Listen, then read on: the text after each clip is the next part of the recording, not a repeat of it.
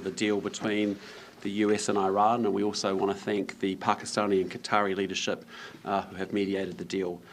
Obviously, it remains an incredibly fragile situation, but this news gives us the best hope of peace since the conflict began 3.5 months ago, and we now hope that the parties will seize the opportunity to resolve the tensions in the region.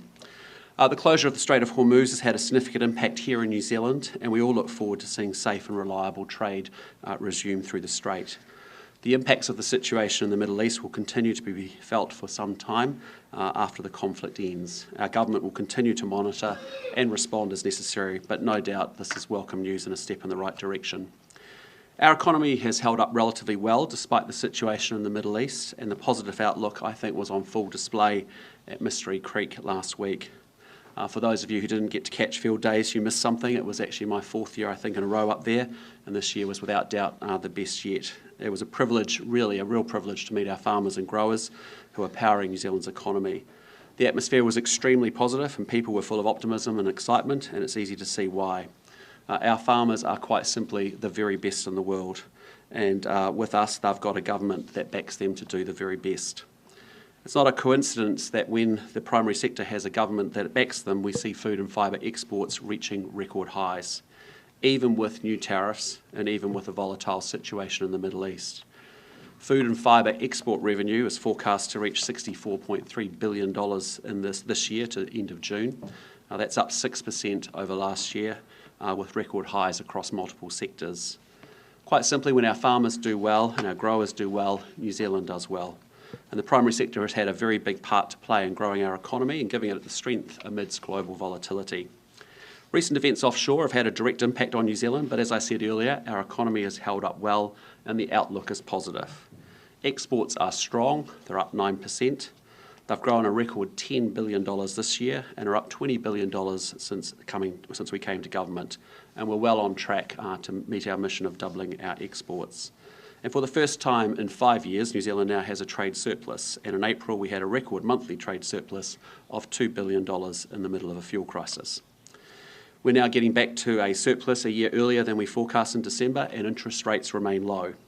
And while the full effects of the Middle East conflict on our economy are not yet known, we do anticipate that there will be some impact on inflation, interest rates and growth. As you know, our focus has been on maintaining fiscal discipline and making very careful choices to minimise the impact on inflation and growth.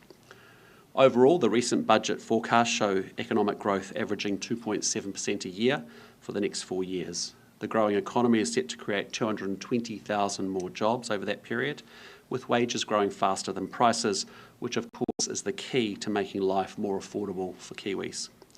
The positive outlook reinforces that our economic approach is the right one. When the world is volatile and uncertain, now more than ever is the time for financial discipline. It's a time for careful choices by a responsible government that considers not just today, not just election day, but the weeks, months and years ahead, when New Zealanders must live with the consequences. That's how we build our economic resilience to future shocks and set New Zealand up for a much more secure future. It's not the time for ill-disciplined spending sprees that must be paid for by either increasing taxes or by increasing borrowing.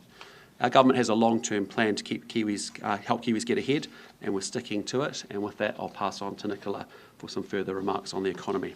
Thank you, Prime Minister. As I've had the occasion to observe several times in the past 12 months or so, we live in interesting times. President Trump's announcement of a peace deal is an encouraging development that has resulted in the price of Brent crude oil dropping to its lowest level since the 10th of March. Shortly after midday today, it was sitting at US $83.80 a barrel, which is down 4% on its Friday close following previous falls. If that trend continues, or even just holds, we can expect prices to fall at the pump here. That is obviously very good news for Kiwi households and businesses who have experienced elevated fuel prices for some time. As of the update I received 48 hours ago, regular 91 was still up 25% overall since the start of the war, diesel up 58% overall since the start of the war, and premium 95 up 24% overall since the start of the war. So we want to see those prices coming back down. But I would sound a note of caution here. The situation in the Middle East is fragile, and this is not the first time we've had news of a breakthrough. It is too soon to call a sustained fall in fuel prices. That is what we want to see, but we accept that there could be events in the coming days and weeks that change the projections for oil prices. So we will hope for the best, but continue to prepare for less favourable outcomes. Turning now to domestic economic matters, GDP figures for the first 3 months of the year will be released on Thursday. Data released over the past few weeks continues to point to a recovery that was gaining traction in New Zealand prior to the Middle East conflict. Retail sales, manufacturing, wholesale trade and export volumes all lifted in the March quarter. This has led retail banks to increase their forecasts for growth in the first quarter to an average of 1%. Treasury also expects March quarter GDP to be close to 1% growth. That would be very positive, but again, we should be cautious. I'm certainly not going to call what the data will be when it's released on Thursday, because recent Stats NZ GDP updates have proven to be almost as volatile as the situation in the Middle East. And we know that the conflict also had some impact in the last part of that quarter, and also has had a much bigger impact on the second quarter of the year, where the data is likely to be less favourable. Nevertheless, all the signs are that New Zealand, despite the global oil shock, is emerging from a protracted downturn, and that Kiwis can look forward to more jobs and higher incomes. This is positive. The forecasts are one thing, and how correct everyone's forecasts are is something we will only know when we look back. But what we do know is that a falling global oil price, lower prices at the pump here, means lower inflation and more growth in our economy, and those are things I know every Kiwi will welcome. On that note, let me just say a quick word about the document I released yesterday as National Party finance spokesperson, which served to highlight the gap between Labour's spending commitments so far and its revenue intentions. Why does that matter? Well, because New Zealanders have worked really hard in recent years to get the economy moving in the right direction. To even get where we are with a path to surplus has required tough choices and discipline by many, many people. And I really don't think that we can afford to put that at risk by a party thinking that it doesn't have to explain where money for its commitments would come from. I've seen some reporting in the past 24 hours that suggests it's unreasonable to expect Labour to say how it will fund its undertakings 5 months before an election. And I just remind you of where we were at as a National Party this time 3 years ago, in quite a different context. We were clear that we thought the current government of the day was spending too much. We were clear that we wanted to repair the books, and we had announced several policies. Teaching the basics brilliantly, introducing a childcare tax rebate, reducing the bright line test for rental properties, encouraging more house building, redirecting MSD funding to community providers. The fiscal implications of all of these policies were detailed. It was also the case that we were clear about our intentions. The Labour Party has announced just 2 policies in detail. One, a CGT matched by a logistically undeliverable health initiative, and 2, a dubiously costed public transport policy. Through their comments, I am still not clear whether they think that we should be spending more or spending less. That's a pretty simple question that 5 months out from an election, they should be able to answer. Chris Hipkins and his colleagues have led the public to believe that they will be reversing many of the difficult decisions our government has had to make to get the books back in order. We've had to make tough choices, and Labour have taken the political privilege of opposing those choices, but have not taken the political principle of being clear about whether they would reverse them. So we have conservatively costed the price of the commitments they have made at $21 billion over the forecast period, and on the other side of the ledger, they've announced just one revenue-generating measure, capital gains tax, that it says will generate $2.8 billion. Something doesn't add up, and while the Labour Party have successfully evaded questions in the past 24 hours, let's be clear, it has very tough choices ahead of it. Either it's going to back down on its promises and its rhetoric and break the commitments it has made to New Zealand voters, or it is going to propose more taxes, or it is going to borrow more, torpedo the surplus and dial up debt. Those are the choices. They are pretty simple.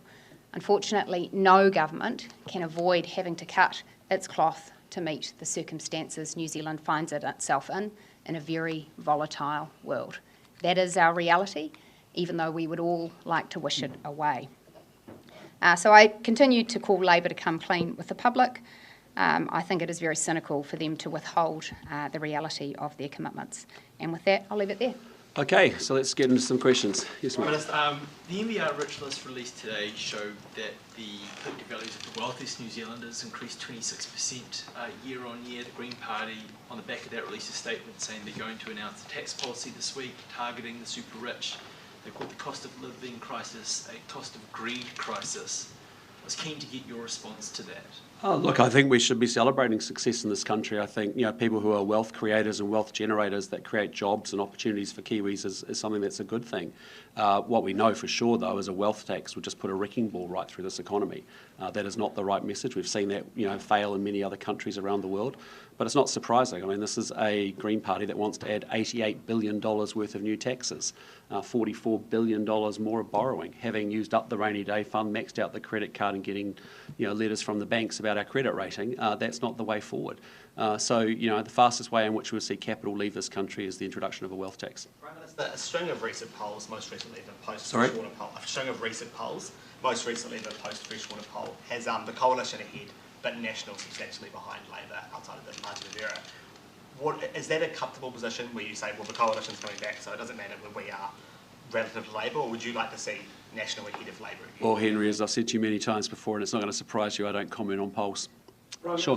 The $5 billion estimate from Treasury for meeting the Paris Accord commitments, are we going to pay that or not? Well, we ain't sending billions of dollars outside this country. So we're not going to pay Well, the just- $5 billion estimated. Well, I think we've got a wee way to go. I mean, if I look at the G7 countries, if I look at probably 15 of the 25 biggest emitters that drive 80% of emissions, they're quite off track with respect to delivering on their emissions commitments at Paris. And I think there's going to be some broader conversations in the coming year that the world and other countries are going to want to have. But for our purposes, we're in Paris because actually it would be the easiest thing for our competitor nations and also for the large multinationals we sell to kick our products off shelf and just go ask Fonterra what would happen if we did do exactly that. So we will give our NDC 2030 a good go, but I want to be reassuring, as I was last week and other times, to say, but we are not sending billions of dollars offshore. We are not sending jobs offshore. That's why you've seen our government back agriculture out of the ETS. We've removed emissions pricing. We don't think there's a need for it. We want to crank up our production, and at the same time, we're very confident we can deliver on the emissions front. Our goal is net zero 2050, and unfortunately, Jacinda Ardern and James Shaw ended up cranking up the NDC 2030 target and made it very disconnected from our own domestic track.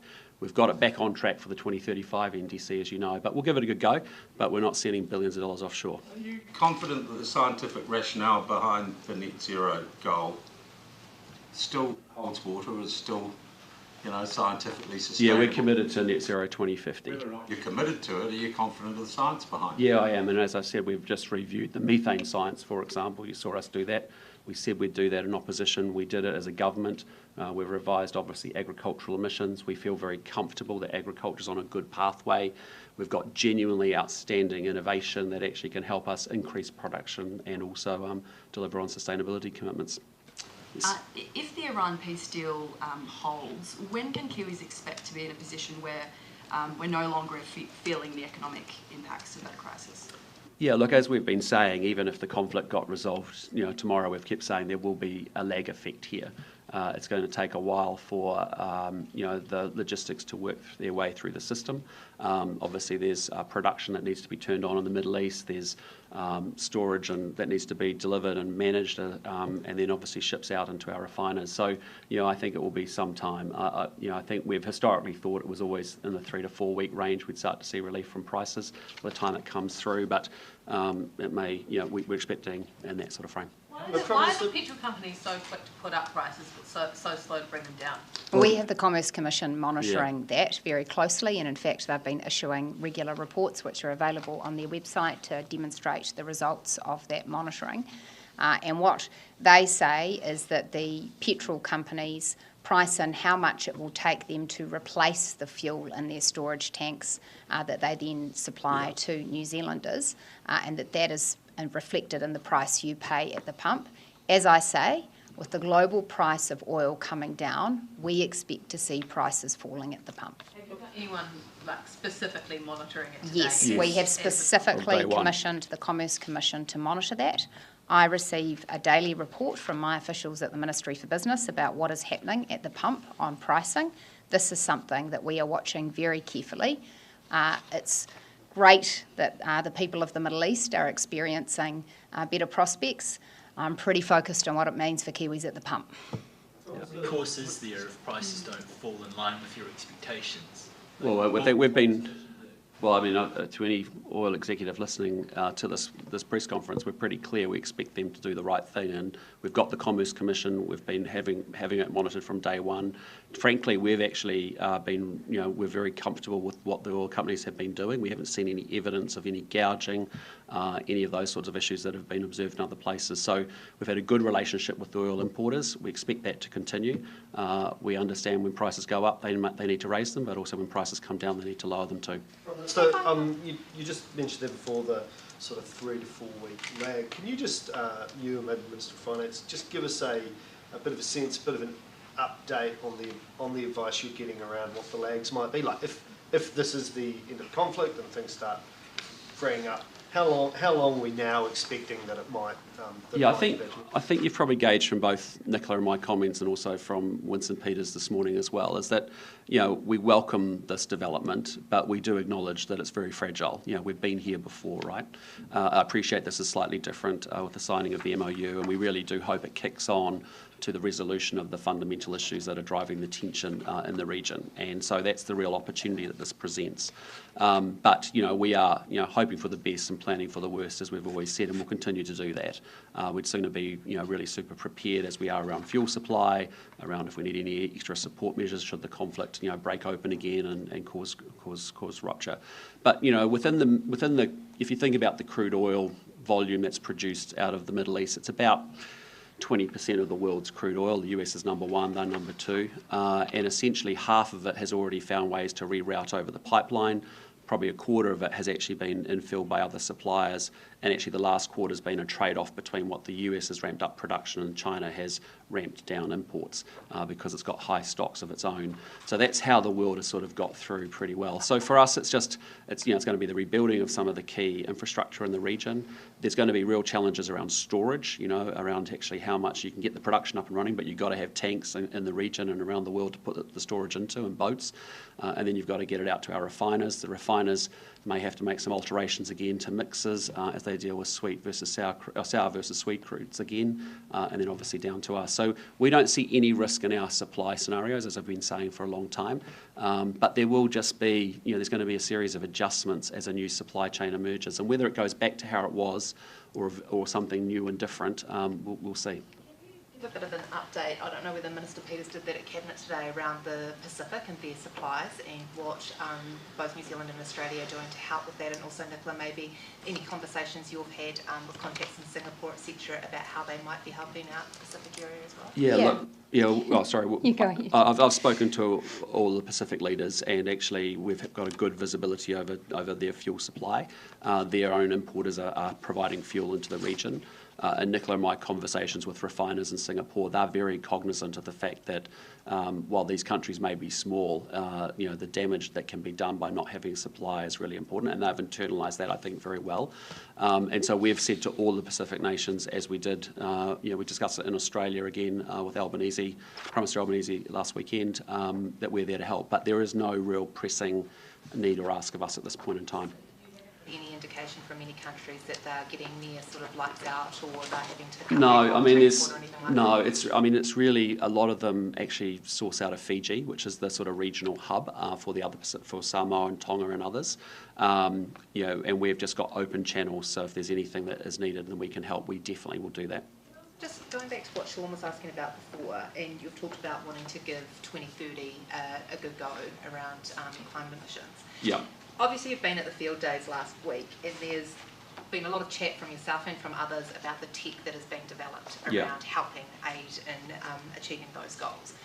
What are you being told is the roadblock to doing things faster? Like, are tech companies kind of with respect to emissions, Joe? In regards to meeting 2030 targets and reducing emissions, what is the roadblock to being able to get to 2030 successfully or meet our targets successfully if we've got, entrepreneurs in New Zealand who are doing great things when it comes to technology in that area?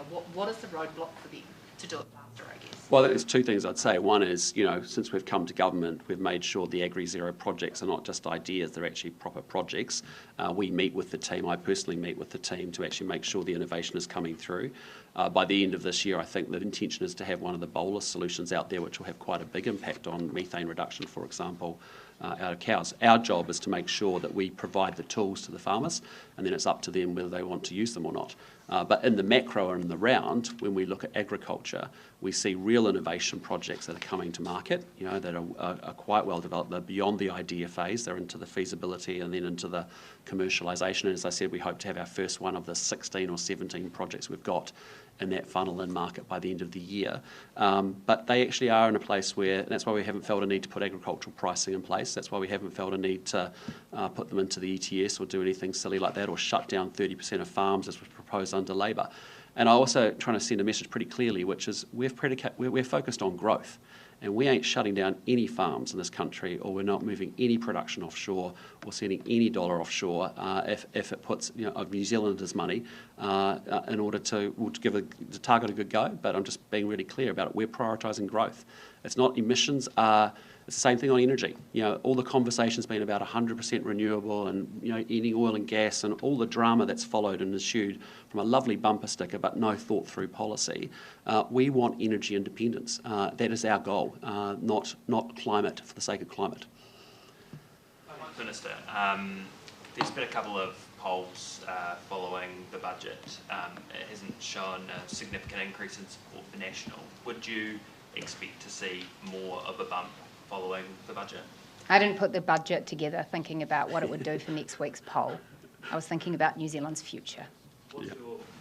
How have New Zealanders responded, do you think, to the budget?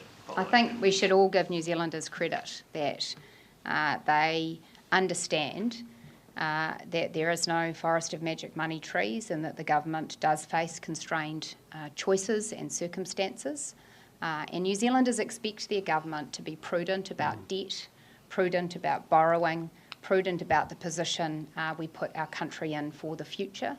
And I've genuinely had quite positive and spontaneous feedback from people who claim not to be National Party voters, saying, look, I get it, someone has to take responsibility. Thank you for taking responsibility.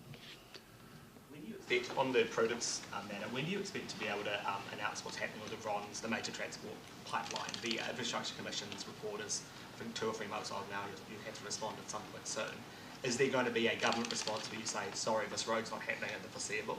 Well, there will be a government response to the Infrastructure Commission's recommendations, a detailed government response to that.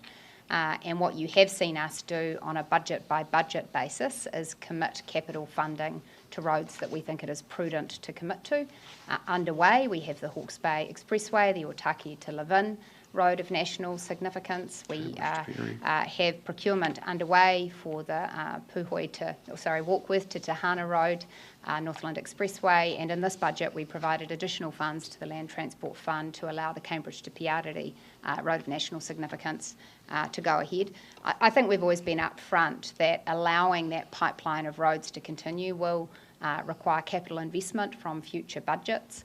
And we're being very careful as a government to sequence those projects according to their deliverability and their priority. We never said we'd build them all at once. On the reinstating pay equity, can the Labour Party reveal that number without giving away a negotiating hand? Yes, thank you so much for the question, because I really want to clear this up. Yeah. What the government has kept confidential is how much funding we have retained in our forecasts for the pay equity regime that remains in place. That is to protect the confidentiality of bargaining and to ensure that we don't give away our bargaining position. To be clear, there is a pay equity regime in New Zealand law, and you have a government that has committed funds to meeting future pay equity settlements, which we expect will occur. This is a fact often forgotten in the Labour Party's talking points. What we have put in the costings that I released to you is Treasury's view of what the difference is between how much money we've put in the budget and how much it would cost to reinstate the previously gold-plated pay equity regime that went far beyond the pay equity regime that now exists in law. So that number is not confidential. That number is public. Treasury have released it to Labour through written questions, through Official Information Act requests, and have put it in public documents. Those numbers are not confidential. They are on the record. That number represents the gap between what our government is funding today for the current pay equity regime and what it would cost to reinstate the previous regime.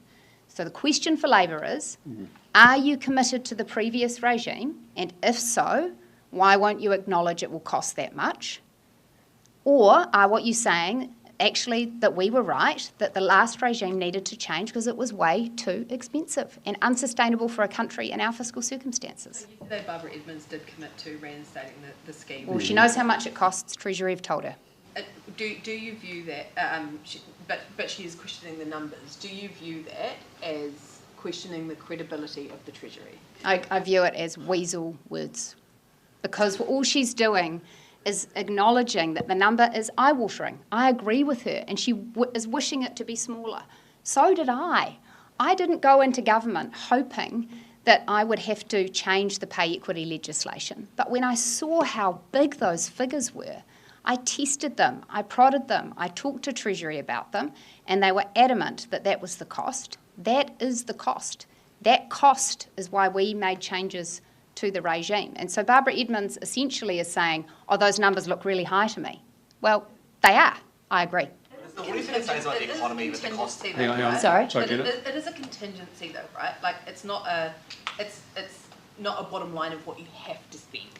Well, this is another really interesting point, and bear with me because, again, I'm going to be technical about it. The way that Treasury worked it when the last government was there was that they didn't fund pay equity from operating allowances. Instead, what they did was they forecast how much they expected future settlements to cost and which settlements they thought would occur at about which time. And then they put it in their overall forecasts for Crown expenditure. So when I came in, of course, I said, well, what if I question those forecasts and say that I don't agree or that they're different? And Treasury were very clear, Minister, if you did that, you would be impinging on our independent forecasting function. Regardless of your view, we would independently forecast it at this cost and we would put it in your books accordingly. And that's how Treasury forecasts work. If the Minister of the day says, well, I don't like the numbers, Treasury, through the Chief Accountant, through its adherence to global standards, will get to call the shots. And Barbara Edmonds might not like that, but that's the way it works in New Zealand. If she commits to reinstating the scheme in full and says during the election campaign it's going to cost less, she will get into government and Treasury will tell her. Her first day in government will be a massive fight with Treasury and a massive undermining of their credibility. And ultimately, in my experience, the forecasters always win. What do you think it says about the economy that contingency has to be so large? Does that suggest that there are a large group of female-orientated workers who are making less than they should be? No, Henry, it suggests that the previous pay equity regime which New Zealand had in place was completely out of step with every other pay equity regime in the world and was not operating as it had been intended to. It was taking unrealistic comparators. It was taking workforces that by many people's expectations weren't actually female dominated. It was looking at issues which were not caused by gender inequity but by other issues.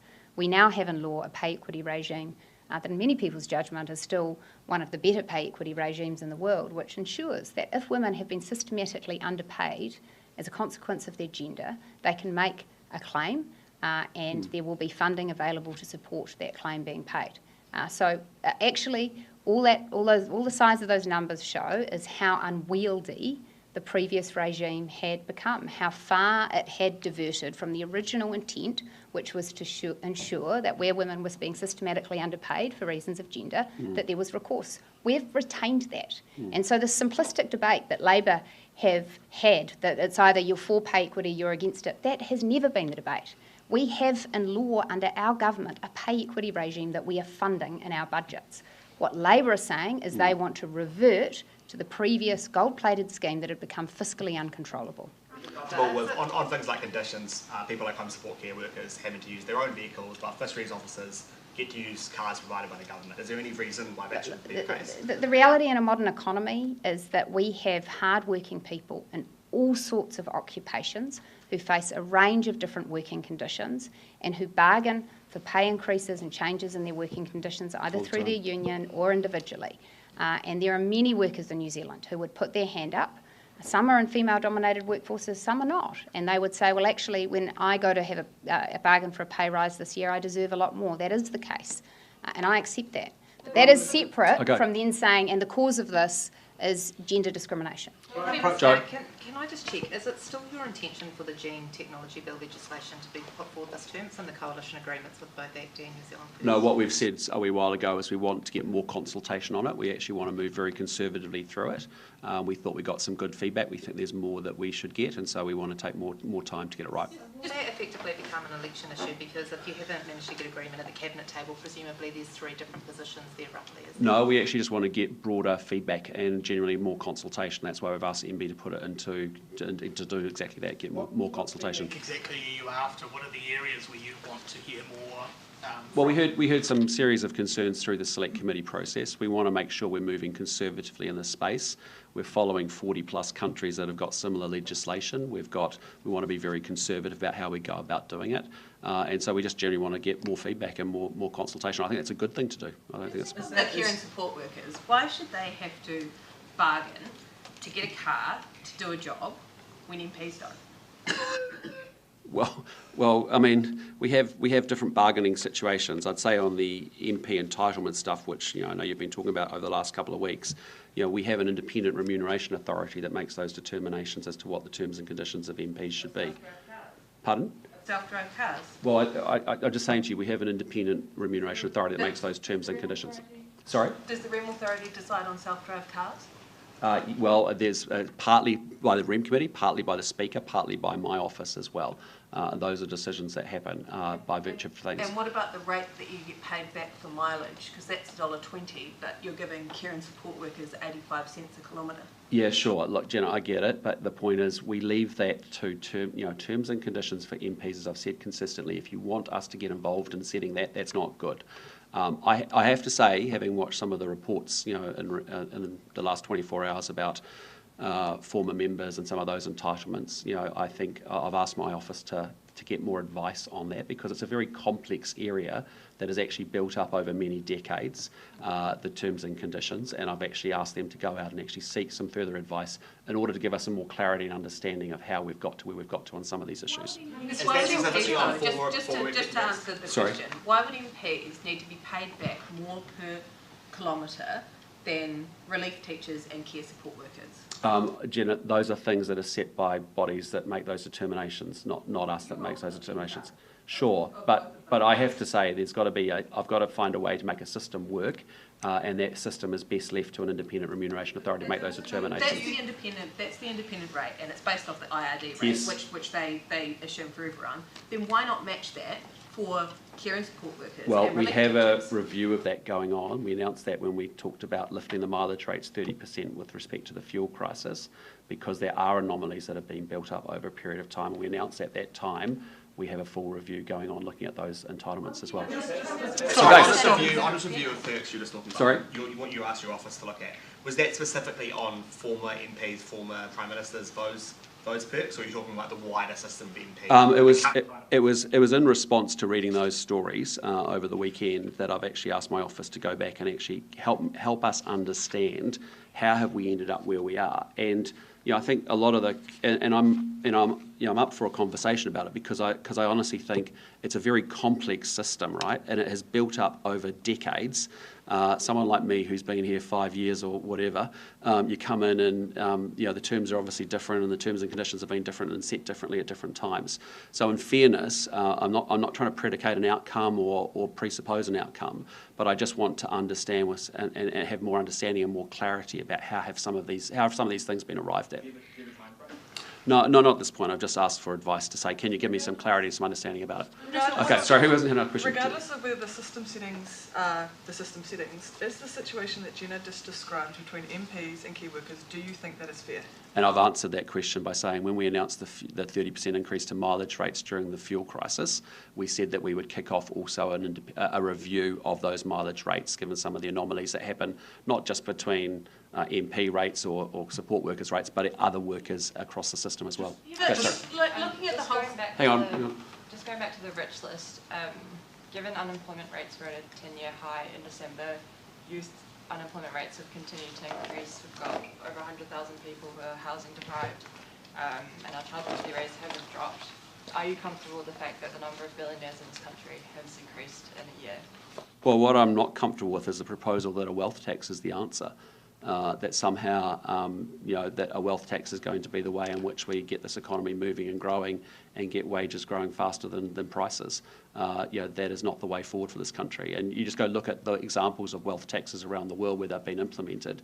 You get massive amounts of capital flight as the wealth generators and the people, the entrepreneurs that take the risk to build businesses that employ people to create jobs and incomes for folk, end up exiting the capital out of those countries. And so that's just not the right answer for New Zealand, absolutely. Okay, last question. Just trying to clarify on the perks question. Is this, are we talking about former Prime Ministers and MPs, or are you talking about a wider look at things like MP super schemes, allowances that they get for housing? The advice I've asked for is in pertaining to the stories about past entitlements. Having read the articles on the weekend, I just simply asked my office to say, can you go give me some advice so that we've got a better understanding and more clarity. It's a very, very complex system, as you've all identified and we all understand. It's built up over many decades. I want to understand it, and that's the advice that I've asked for, so that we have some more clarity around that. What's your understanding of how many New Zealanders are leaving for Australia at the moment, and also how many are coming back? Yeah, we got new numbers through on Friday. And as a result, in the last year, we've had a 7% return of Kiwis coming home and a 5% decrease in Kiwis leaving, which has been really encouraging. It's really good news. Matthew Heaton being made editor of the Post. Oh, it's a decision for the Post. Awesome. Thanks, team. All right, have a good day.